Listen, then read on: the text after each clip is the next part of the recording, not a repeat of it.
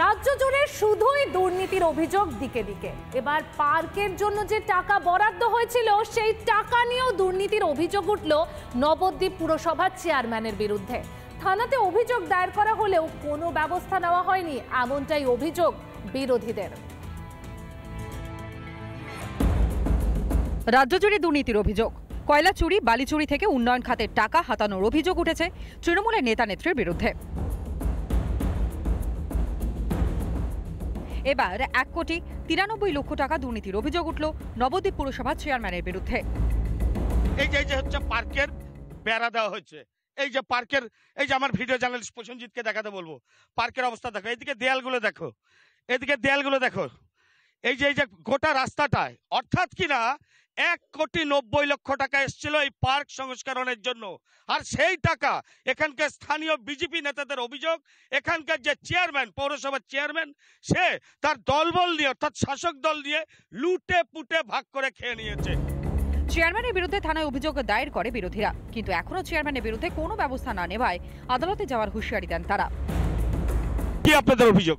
আপনারা জানেন আনন্দকানন পার্কে 2019-20 বছরে এখানে টাকা এসছে, 3বার টাকা এসছে, একই ইয়ারে 3বার টাকা এসছে। সেই টাকা দিয়ে কাজ হয়নি, কারণ পুরো টাকাটা তার পকেটস্থ হয়েছে। আমরা চাই একদম আইনানুগ ব্যবস্থা নেওয়া হোক, তদন্ত করা হোক, পৌরপতি বলুক কত টাকা এসেছিল, কত টাকা কাজ হয়েছে, আর যে টাকা কাজ হয়নি সেটা কোথায় গেল। উন্নয়ন তো হয়নি, উল্টে আনন্দ কানন পার্কটি লিজে দেওয়া হয় এক ব্যবসায়ীকে, এমনই অভিযোগ বিজেপি সাংসদের। একজন ব্যবসাদারকে টেন্ডারে ভাড়া দেওয়া হয়েছে। আমরা যতটা জেনেছি পার্কের মধ্যে যে ডেভেলপমেন্ট বা উন্নয়ন সেই ব্যবসাদারই করেছেন। আজ যে মামলা ঘটনার তদন্ত হলে সেটা সত্যে প্রমাণিত হবে, শাস্তি তিনি পাবেন এবং তাকে জেল যেতে হবে। পাল্টা সাফাই দিয়েছে তৃণমূল। বিরোধীরা যে সমস্ত কাজকাম করছেন তারা পশ্চিমবাংলার উন্নয়ন থেকে তাদের মুখ বধির হয়ে গিয়েছে। উন্নয়ন সমস্ত জায়গায় হচ্ছে, কৃষ্ণনগরেও পৌরসভায়। এখন বিজেপি নবদ্বীপে যে অপপ্রচারটা রেখেছেন তার বিরুদ্ধে মানুষই জবাব দেবে।